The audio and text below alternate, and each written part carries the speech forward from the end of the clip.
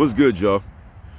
I wanted to talk about how your environment is a very pivotal factor in achieving your goals. And this is not a groundbreaking fact. This should be common sense. But I just wanted to use my own example to help educate the world. I like to show people that I'm not perfect. I quote fail too. And I would do my air quotes, but my fingers frozen because it's kind of cold out here. The sun ain't really activated yet. It's up though, but it ain't hot yet, or at least warm and tolerable. But anyway, so for those of you that have been watching me, it's like I did set out to fast for 40 days. Now I fell dramatically short of that. I got to a full week, and in all honesty, I'm happy with that because it got me a full week to really see what my body feels like without all the BS that's in our society, the things that we call food, the things that we call drinks. It's like, no, a lot of this stuff is not food. It's an edible, tasty substance. It's not food. It's non-nutritious, and all the extra chemicals that they have in it are messing you up on so many different levels that even I cannot explain yet. I'm sure there's someone out there that can, but I just know that the more raw, the more organic, the better. If not anything, and it's like I can just eat the sun. One way or another, we're gonna figure that out, and we're gonna keep tweaking the procedure, keep tweaking the formula until we find our success. But that's exactly what you gotta do. You have to keep tweaking the formula. The reason why I fail is because sometimes there are some things that are outside of your control. For example, for my job site, I mean, technically the whole job is under my control. I could choose not to go, you know what I'm saying? You know where we're at with it. But it's like, while I was there, I was in a building from the morning to sundown. It gets dark at like 4 o'clock these days, which is crazy to me. I'm like, how does 1 hour make it dark at 4 o'clock? Something ain't right about that, but nevertheless, so it's a lot easier for me to fast when, number one, I can come out here to my little park, get my feet in the ground, get some grounding action going, and then get in my UVC. Shout out to Khalid, what was his name? Khalid Amun-Ra, I believe that's his YouTube channel name.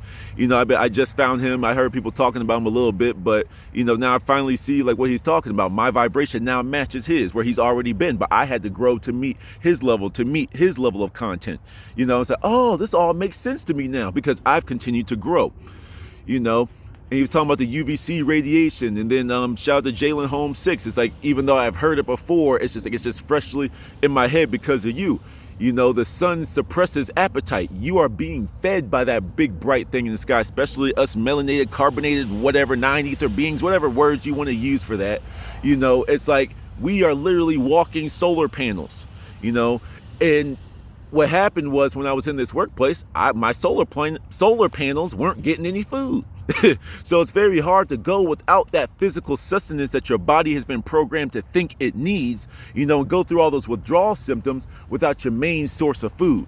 So I was kind of quote cut off from that. Now, of course, every lunchtime I could come out and got some sun, but there's a certain point where you just got to get the job done. That kind of takes precedence sometimes, here nor there. But nevertheless, I wanted to go a little bit in depth, not in depth. I kind of wanted to broadly speak on how you need to change up your environment.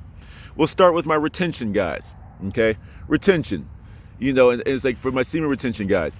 You can't sit at your computer to where you handle your business all the time expecting your body not to crave it because you're in that same position. Your body has a simple check-off list. Check, I'm in the place. Check, I'm in front of my computer. Check, I have my phone in my hand. And now all it's up to do is go to the website. See, you didn't change anything. You didn't change things at the root. The root of the problem that is condoning your bad behavior has not been changed. Therefore, your body is going through that same feedback loop. I'm in the chair. I have the computer up. I have the phone in my hand. I got my sock ready. I got my tissue ready. Okay, boom. And now you are more likely to quote relapse because you haven't changed your initial behavior. You're trying to manifest more positivity in your life, more affluence, more wealth, more humility, more humbleness, more whatever.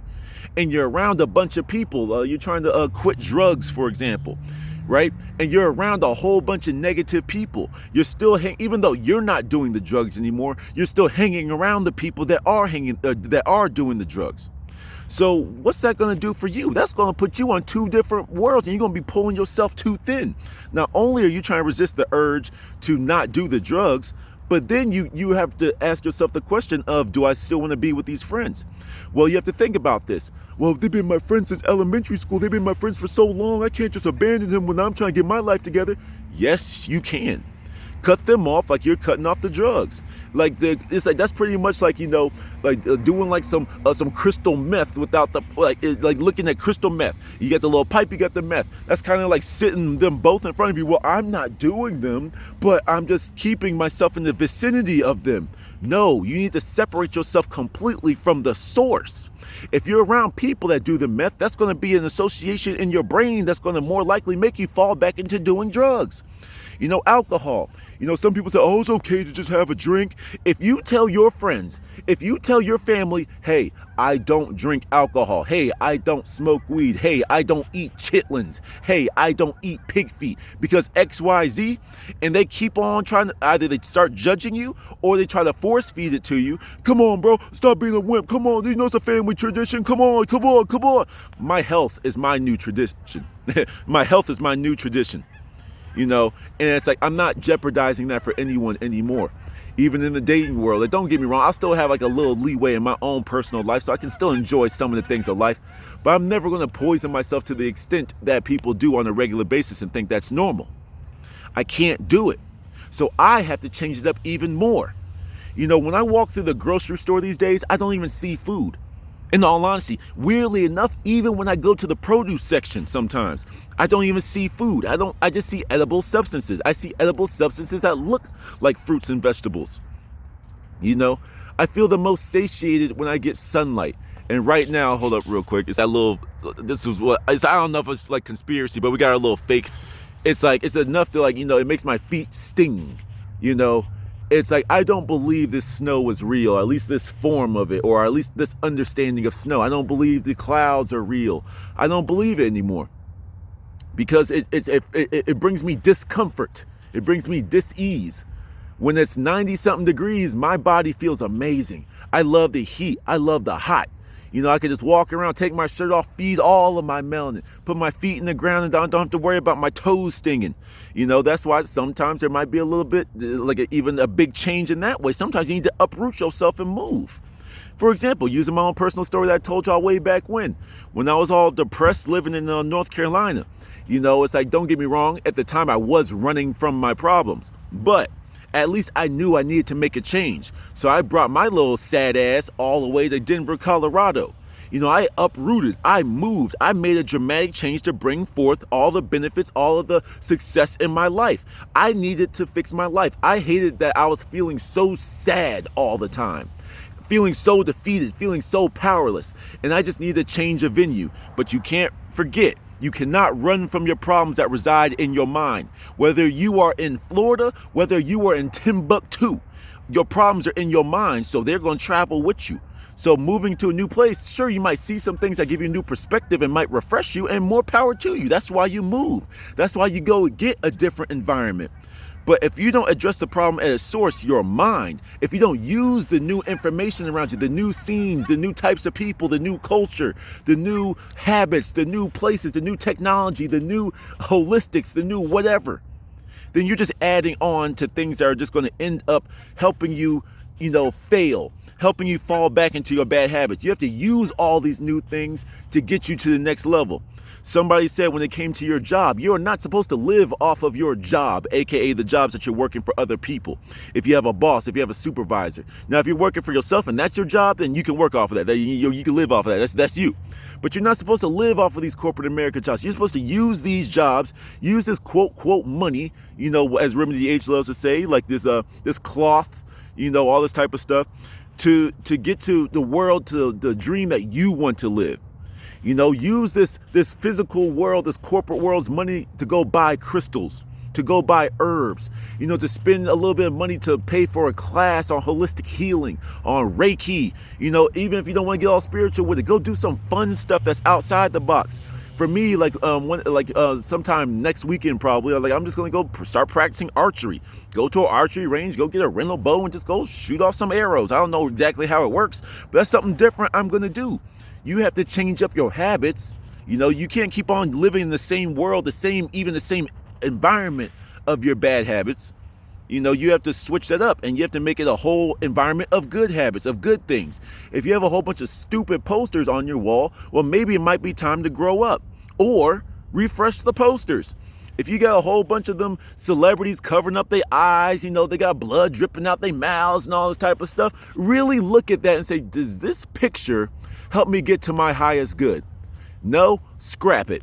And then fix it up with something else. It doesn't have to be some, you know, like the Merkaba. It doesn't have to be the chakras. It could be a plane that you want to be able to build or fly one day. It could be a dream car of yours. It could be like an amazing recipe, like a chef recipe that you would really love to master. Put that on your wall. Not some celebrity. Like why do we have this still thing? And once again, it's a repeated behavior of fandom. You know, oh, I'm a fan. I know all the words to X, Y, Z. No, just don't get me wrong. Enjoy your music how you want to enjoy it.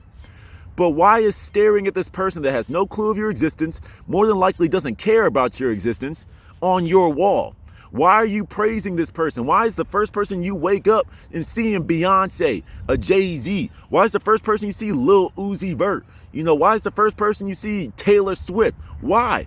You need to put a mirror there. That's the first person you need to see. Taylor Swift ain't living your life. You know, Jadakiss ain't living your life.